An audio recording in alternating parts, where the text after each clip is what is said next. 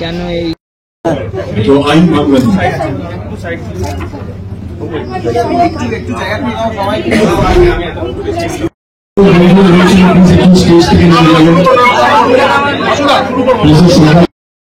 যেখানে পড়তো সেখান থেকে নতুন একটা রক্ত বীজ তৈরি হয়। গত বছরের পুজোর সাফল্যের স্বাদ সেটাকে টেনে নিয়ে যাওয়ার জন্য, সেটাকে আরো একবার দেখার জন্য এই বছরের পুজোয় এবং বড়ভাবে বড় কেমন ফিলিং দুর্দান্ত ফিলিং হচ্ছে। মানে বললাম না, উইন্ডোজের সাথে কাজ করাটা কিরকম পরিবারের সাথে কাজ করার মতো হয়ে গেছে। প্রত্যেকটা কাজেই মানুষ এত ভালোবাসা দিয়েছে, সেটা ব্রহ্মাজানে হোক, ফাটাফাটি হোক। তো আমারও একটা প্রত্যাশা এই হাউসটার থেকেই হয়ে গেছে যে ওদের সাথে কিছু কাজ করলে ওরা খারাপ কিছু করবে না, ওরা এমন কিছুই করবে যেটা মানুষের ভালো লাগবে। আলটিমেটলি ছবি বানানো তো দর্শকের জন্য, দর্শকের যদি ভালো লাগে তাহলেই, মানে কোয়ান্টিটির থেকে কি বলতো কোয়ালিটি অফ ওয়ার্ক। তোমরা যদি এখন একটা ইন্ডাস্ট্রিতে আওয়াজ করে দেখো, নিজেরাই হিসেব করে দেখো বছরে কটা ভালো ছবি।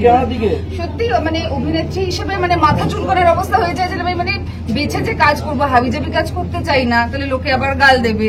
আবার ভালো কাজের সংখ্যা এত কম, তো সেখানে আমার মনে হয় ভিনডেজের এক একটা ছবি এত বড়, এত সুন্দর করে রিলিজ করে বানায় যে একটা অভিনেতা বা অভিনেত্রীর জন্য এটা একটা বিশাল প্রাপ্য। তাই নিজের থেকে মনে হয় নিজেকে উজাড় করে দিই অভিনেত্রী হিসেবে, এবং আমার কি বলবো বিজনেস মাইন্ড হিসেবে। প্রত্যেকটা ছবির ওই জন্য তোমরা আগেও দেখেছো, রিলিজ, মার্কেটিং, এভরিথিং এর জন্য আমরা সবাই একসাথে লড়ে যাই। বিকজ মনে হয় একটা প্রপার যুদ্ধে নেমেছি, মানে জীবন যুদ্ধে, যেখানে আমাদের ছবিটাকে মানুষের কাছে পৌঁছে নিয়ে যেতেই হবে।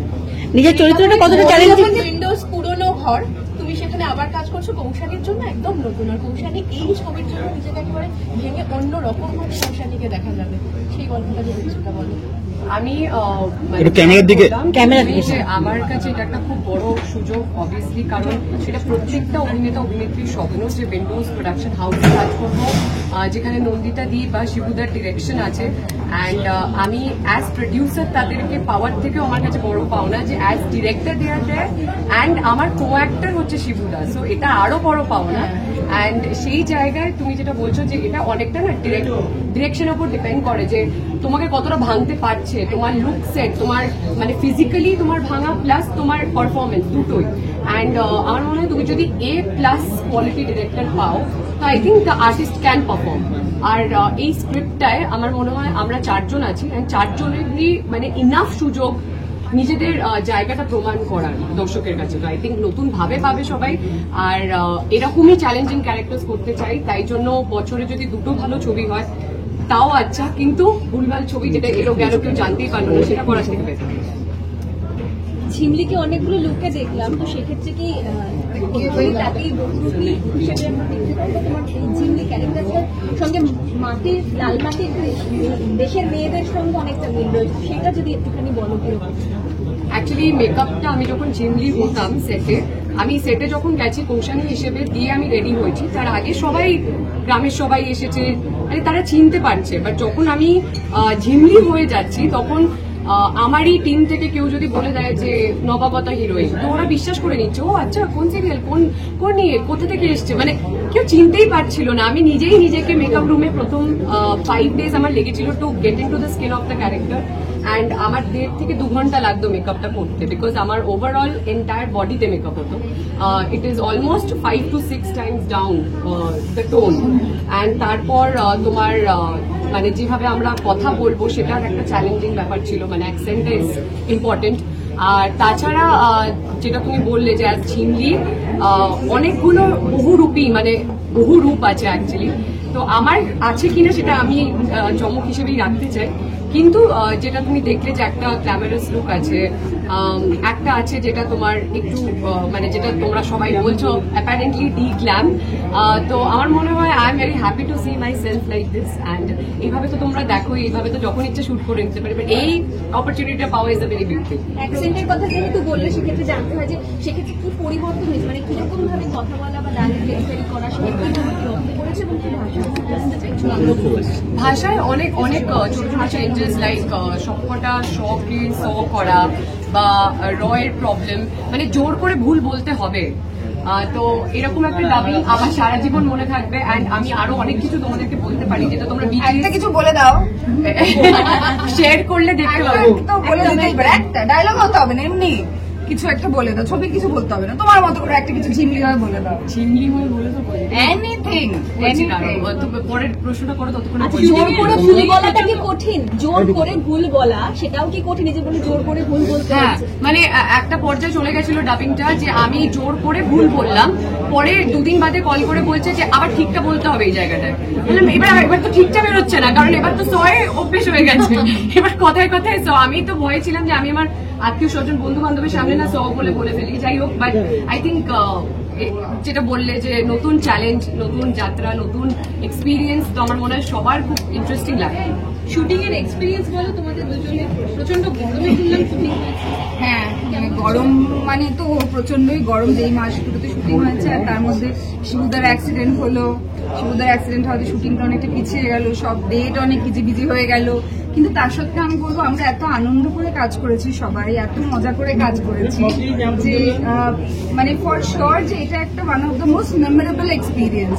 মানে আমার একটা দৃশ্য আছে, আমি ব্যাখ্যা করে বলতে পারবো না, কিন্তু সেই দৃশ্যটার পরে আমি তো অরিত্র, মানে যে আমার ফাটাফাটি আর ব্রহ্মার মানে পরিচালক, যে আমাদের এই ছবিতে যুক্ত, অরিত্রকে আমি রীতিমতো মারতে ছুটেছিলাম। সেটা ভিডিও ফুটে গেছে বাই দ্য ওয়ে।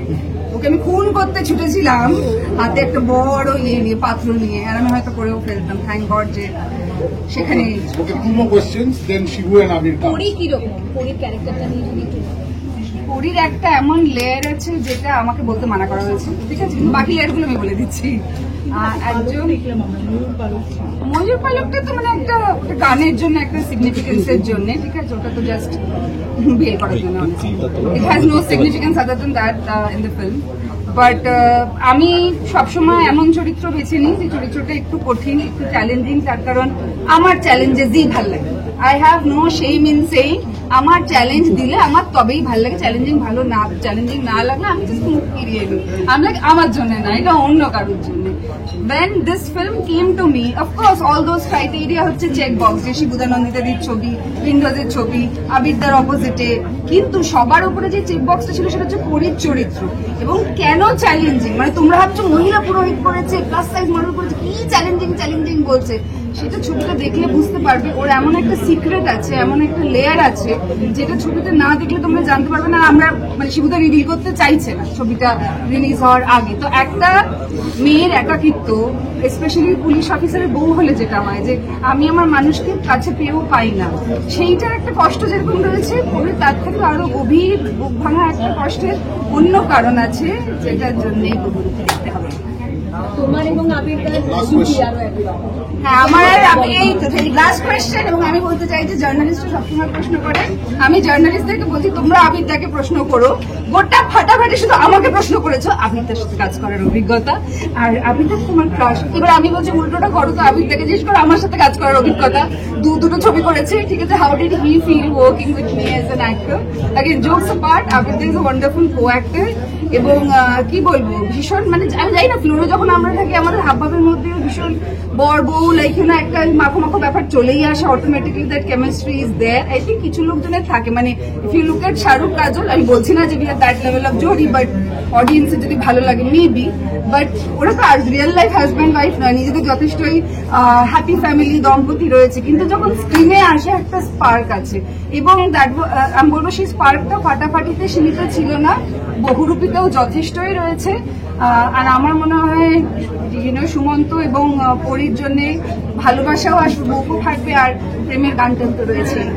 ঝিমলির ওই অ্যাকসেন্টে একটা হ্যাঁ, লাস্ট তো আমার একটা সিন ছিল যেখানে আমি আমার বরের সাথে ঝগড়া করছি, মানে অ্যাপারেন্টলি ছবিতে আমি শিবুদাকে ময়দামুখ বলি, তো ফর্সা তো ময়দামুখ ইজ দ্য থিং।